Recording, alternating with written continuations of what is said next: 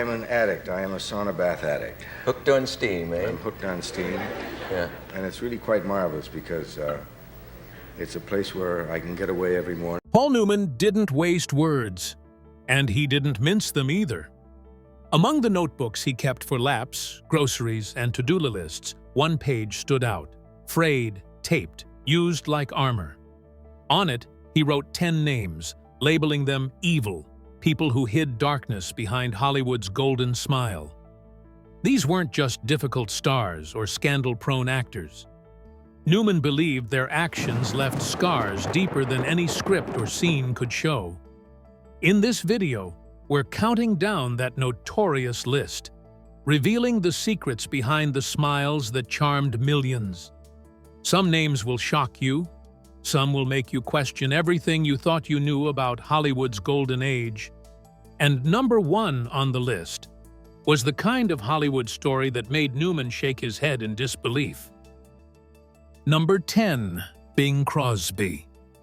Most people still think of Bing Crosby as the guy with the smooth voice who sang White Christmas and put on those cozy sweaters in the holiday specials. But behind that public image was a much different story. To his fans, Crosby was the safe and reliable father figure of American pop culture. The kind of guy you could trust to come into your living room every Christmas. But to his children from his first marriage, he wasn't that man at all. After Crosby passed away in 1977, some of the truth started to come out, and it was jarring. His eldest son, Gary, published a memoir in 1983 that didn't just hint at problems, it painted a very dark picture. Gary described years of strict discipline that went far beyond what anyone would consider normal parenting.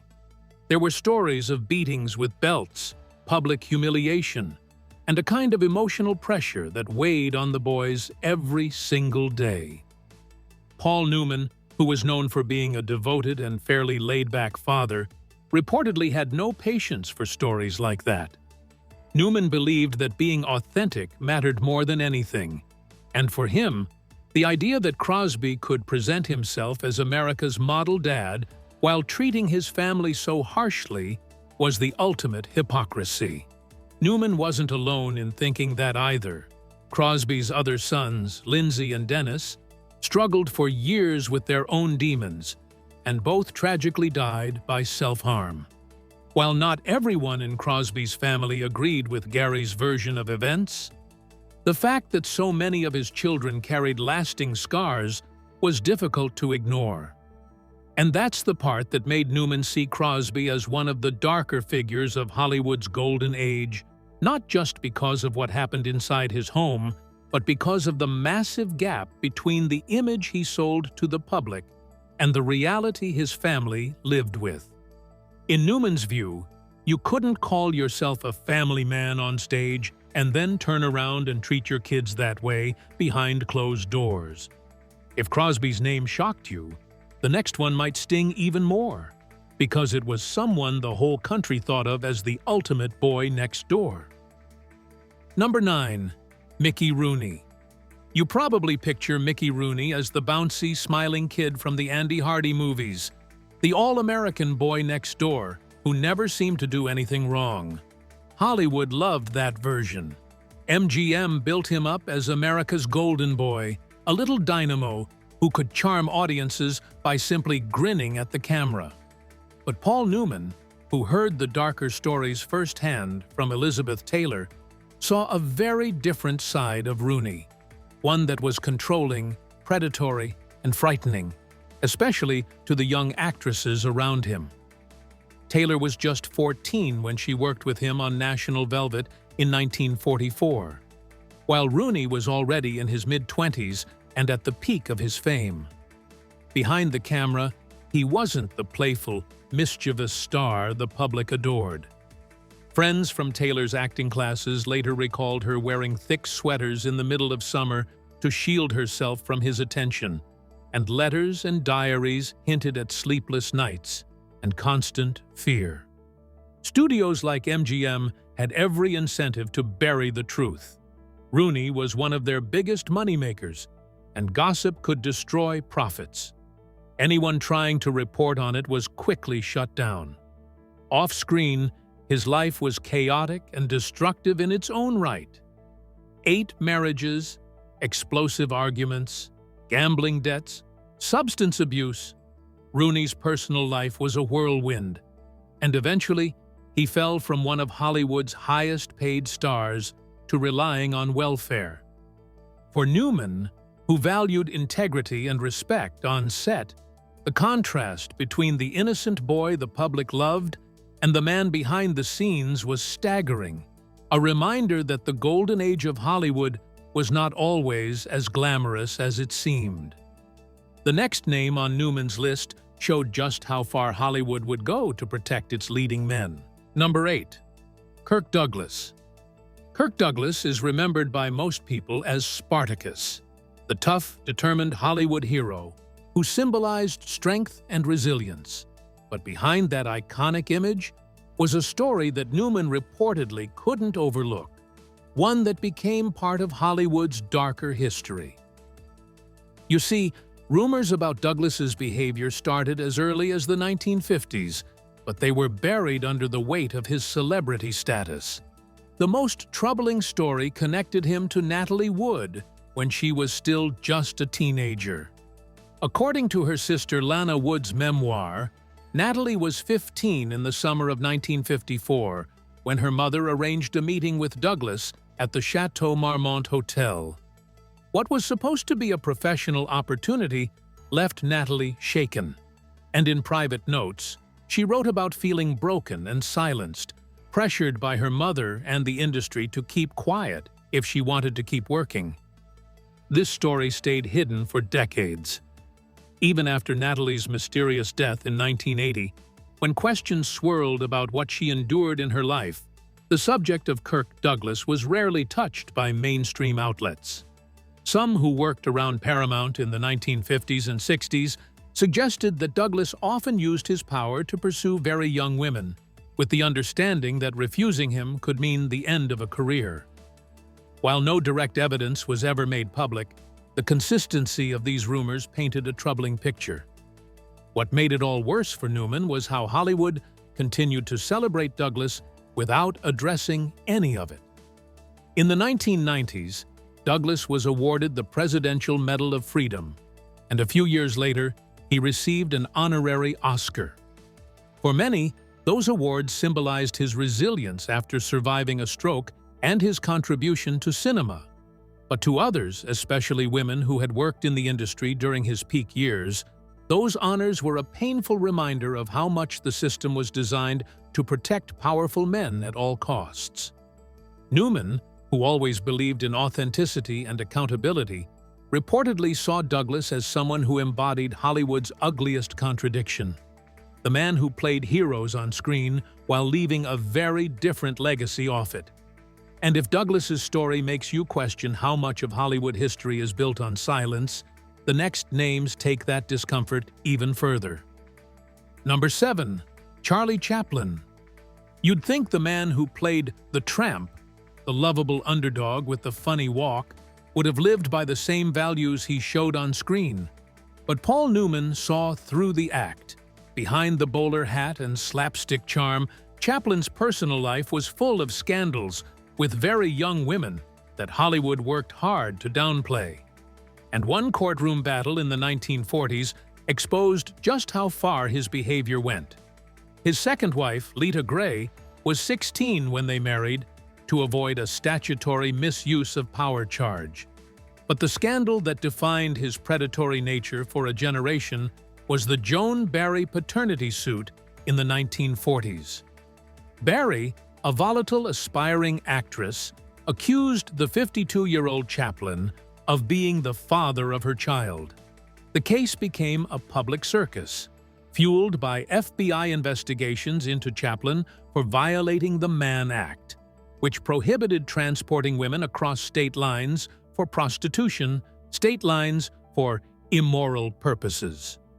Blood tests ultimately proved Chaplin was not the father, but in a stunning miscarriage of justice, the court deemed the tests inadmissible. The jury, swayed by emotional appeals, ordered Chaplin to pay child support until the child turned 21. For Newman, this wasn't just a case of a messy affair.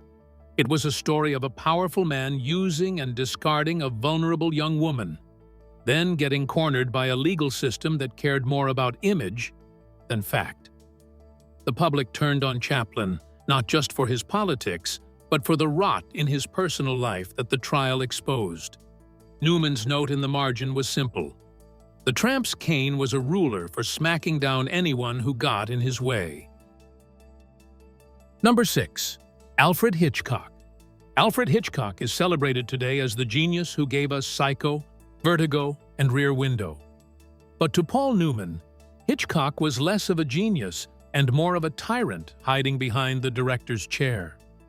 Newman had always believed that actors were partners in the storytelling process, not props for a director to manipulate. And Hitchcock? He was the exact opposite of that. The most infamous example comes from Hitchcock's relationship with actress Tippi Hedren during the early 1960s, while filming The Birds and Marnie. By that point, Hitchcock had complete control over his productions, casting, contracts, even the way his actors lived outside of work. Hedren later revealed just how far that control went. Hitchcock became obsessed with her, isolating her from colleagues, making unwanted advances, and then retaliating when she rejected him. Take the famous attic scene in The Birds. Hedren had been told mechanical birds would be used. Instead, for 5 straight days, live birds were hurled at her. Some were tied to her costume so she couldn't escape. By the end of filming, she collapsed from exhaustion, with scratches all over her body. That wasn't movie magic. That was deliberate cruelty disguised as method. When Hedren pushed back, demanding to be released from her contract, Hitchcock refused. He kept her under contract, paying her a salary but preventing her from working for anyone else. Her career momentum was destroyed, all because she wouldn't bend to his obsession. To Newman, this was the worst kind of abuse, using power and genius not to elevate talent, but to break it. And what made it worse? Hollywood looked the other way. Hitchcock went on to make more classics, win more accolades, and is still hailed as one of the greatest filmmakers of all time. Meanwhile, Hedren spent years trying to rebuild her career. Number 5. Errol Flynn. In like Flynn. That phrase came out of one of Hollywood's ugliest scandals, and Paul Newman never forgot it. To the world, Errol Flynn was the ultimate hero, swinging a sword and rescuing maidens on screen. But in real life, Flynn was dragged into a courtroom in the early 1940s on charges that revealed a much darker side. And the way the studio handled it showed just how far Hollywood would go to protect its stars. Flynn's reputation took a serious hit in 1942 when he was put on trial for the statutory misuse of power over 2 underage girls, Betty Hansen and Peggy Satterlee. Both accused Flynn of luring them in with promises of Hollywood opportunities, only to assault them. The trial was massive, one of the biggest scandals of its time. The phrase, "in like Flynn," even came out of that moment, turning what should have been a damning case into a twisted cultural catchphrase. Here's how he got out of it. Warner Brothers hired one of the best defense attorneys money could buy, Jerry Geisler, who ripped apart the girls' reputations in court. Instead of focusing on Flynn's behavior, the trial painted the girls as liars chasing fame and money. The jury, made up mostly of women, acquitted him. Flynn walked free. But behind the acquittal, a darker truth lingered. Records, hotel logs, and even medical evidence that could have supported the girls disappeared. Studio lawyers and PR teams worked overtime to scrub Flynn's image because he was too profitable to lose. And it worked. Flynn went back to making movies, while the young women who accused him had their lives and careers destroyed. Newman reportedly found Flynn's off-screen antics appalling. By the time they crossed paths in the 1950s, Flynn was a shadow of his former self, drowning in alcohol, chasing women half his age, and blowing through money faster than he could earn it. To Newman, it wasn't just tragic. It was a reminder of how the system protected predators while sacrificing victims. And if you think Flynn's story was shocking, just wait until we get to John Wayne, Hollywood's ultimate tough guy, because Newman had some harsh words about him, too. Number 4. John Wayne. Most people picture John Wayne as the stoic, honorable cowboy, the kind of hero who wouldn't shoot a man in the back, and that image carried him through decades of Hollywood fame. But behind the camera, things were often very different. Newman reportedly started marking Wayne on his list not because of politics alone, but because of stories from the sets themselves. One particularly notorious tale came from a 1959 shoot in Natchez, where a young black extra accidentally spilled coffee on Wayne's suede boots. Witnesses said the Duke didn't just get angry, he struck the man with the butt of a rifle and allegedly ordered the crew to drag him across the dirt until he learned his lesson.